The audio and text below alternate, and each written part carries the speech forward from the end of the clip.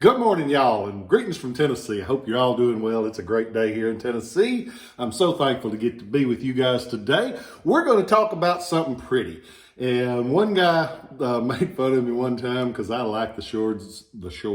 I like the swords that have a lot of shine and sparkle. He said, "Man, you're like an old crow." And I'm like, "Yep, I sure am, because I like them when they're shiny." And this one has a cool look. It's got one little feature that really separates it from the rest. We've talked about this before. A lot of the Civil War swords that you encounter, they have a wide variation of the officer's swords of quality. And you can tell that some of them were made for that officer that didn't have a pocket full of money, and some of them were made for the guy that had a lot of money. This one, the cat had some money or he couldn't have afforded this one. It's a classic Civil War foot officer sword. And when you hear the word foot officer, that just means that it's a lower ranking officer. And they're really neat. They have in the handguard, they have this, just a floral design. The staff officers will have the letters US in it. So when you see just a big floral basket or a floral branch, that means it's for a foot officers. This one, though, was a custom job. And we have the blade that has this mark at the bottom. Collins and Company. Collins and Company was located in Hartford, Connecticut. They made some really high quality edged weapons. They made bayonets. Actually, they made bayonets for contract muskets. They made them for Mississippi rifles. You'll see their mark on ones that were done for the Colt Armory for the conversions of the Colt rifles. And you'll also see a lot of their swords. Most of their swords work, they put in the work to make them for officers. And this one's no exception. It has the etched blade, really pretty etching like this. It'll have the Union Eagle with the E Pluribus Unum banner. And E Pluribus Unum was Latin. If roughly translated, it says of one many. Nope. My caffeine will not kick in this morning, and I apologize.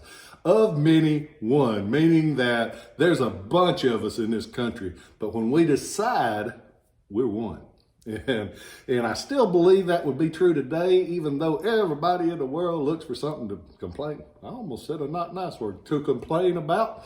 But I believe it with all my heart that when it comes together, it's the greatest country going. It'll have on the other side, it'll have the fancy US lettering. The date is actually stamped. Collins is one of the few companies that dated their products most of the time. Not all the time, but most of the time. This one is 1862. So you know, blade made in 1862, there ain't no reason you make a sword in 1862 besides it going at least to the soldier and be ready for service. This blade is full length. It has the etching on both sides. Etching is still clear. A lot of times they're not. Some of them are made completely plain. So you'll see a lot of variation on those. It has the cast brass guard like this with the, they're cast with the floral design. And then when they go in and they add extra detail to it, that's called chasing, chase work. A lot of times you'll hear it referred to. The handle of the sword's original. It looks silver. It's actually silver washed over a brass base. On the highlights, you can see where it's wearing through just a little bit. But it's another thing that makes it really stand out, because most of the swords that you see are covered with wood bases, covered with leather or shark skin. These step above because this cat had him some bread. The scabbard, another thing that is very fancy about this sword. It has the wooden core, and the wooden core is covered by shark skin. And yep, that's right. It's a detail that really makes the sword stand out. I've always loved them. You'll hear them referred to as shark skin or ray skin. This one, really pretty. A lot of times, though, the shark skin will flake and break. This one's still good and solid. It has the little hangers, and the hangers are actually made like ropes, like this. So you can go onto the website and you can see those in detail, because I try to take pictures from every angle. So when you get something from Shiloh Relics, you're like, man, I like that. I'm glad that he put all those pictures on there and I knew exactly what I was getting. But what really makes this sword stand out is that the mounts, and the mounts are what it actually hang. The mounts are actually what it hung from the sword belt from. You'll have these rings, and then it would have had a leather or metal strap going up to the belt. And this is the mount, and this is the top mount. These are cast brass with that extra detail work, plus the guy had enough money that he paid to have it with extra applications put on top of it. And this one has a little panoply of arms like this. And the middle one, though, is what really stands out. It's had applied to that brass mount the Great Seal of the state of Pennsylvania. Yep, Pennsylvania. So, sword blade made in Hartford, Connecticut, it's not retailer marked, which is cool because if it's going to Pennsylvania, odds are it's going to end up in Philadelphia or somewhere like that, where it's going to be privately purchased.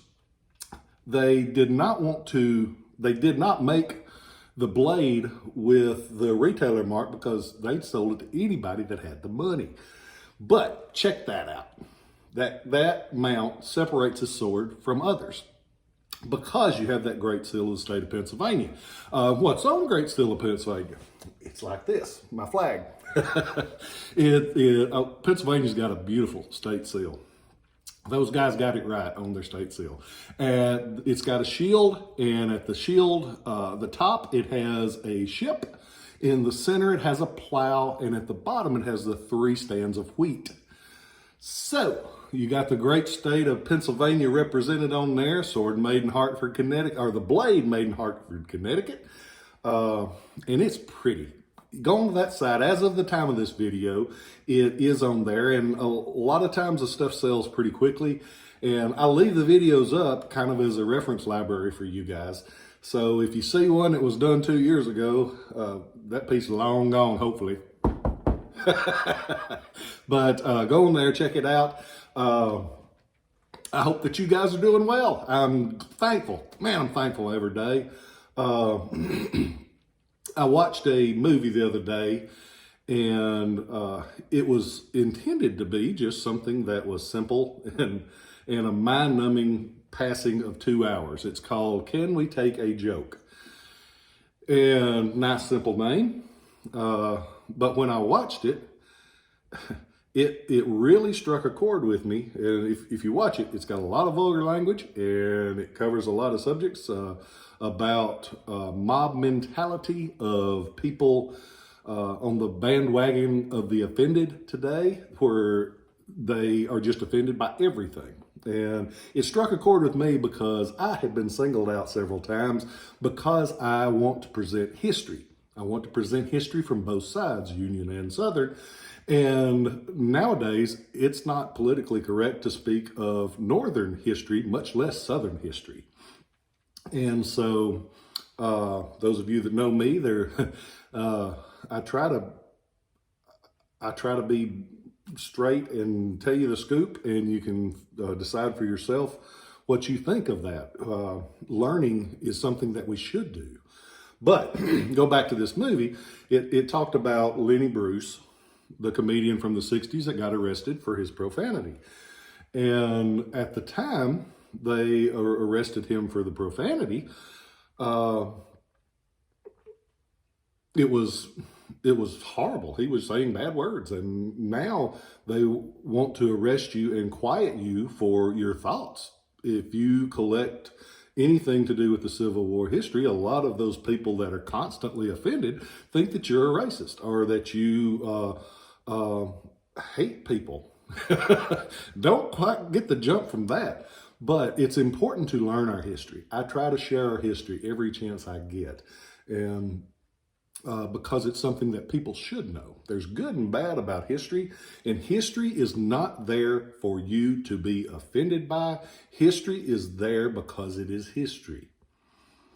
And if you get a chance, watch the movie. Like I said, if you are easily offended by several of the words, don't watch it, but watch it, and it will open your eyes to a lot of the